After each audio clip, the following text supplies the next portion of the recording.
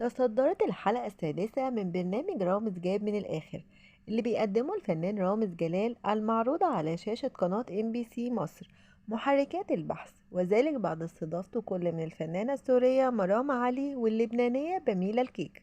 ووجهت بميلة الكيك رسالة إلى رامز جلال بعد انتهاء الحلقة، حيث نشرت فيديو لها أثناء الاستعداد للظهور في الحلقة على صفحتها الرسمية على موقع انستجرام، وعلقت وقالت: يا ضيعان الوقت اللي راح على الشعر والمكياج. واتعرض الحلقة السادسة من برنامج المقالب رامز جاب من الآخر، تقديم الفنان رامز جلال، اللي بيعرض على قناة MBC مصر عقب أذان المغرب.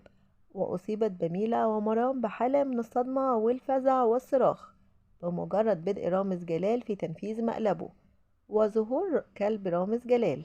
وبيستضيف البرنامج عدد من ضحايا رامز جلال هذا الموسم من نجوم الفن والرياضة والمشاهير من مختلف أنحاء العالم العربي، ومن بينهم الفنانة أيتن عامر والفنان طارق لطفي ومحمد أنور ومريهان حسين وأحمد حسام ميدو وسمية الخشاب وعبد الناصر زيدان ومحمد رياض وحسن شاكوش وطليقته وحمدي المرغني.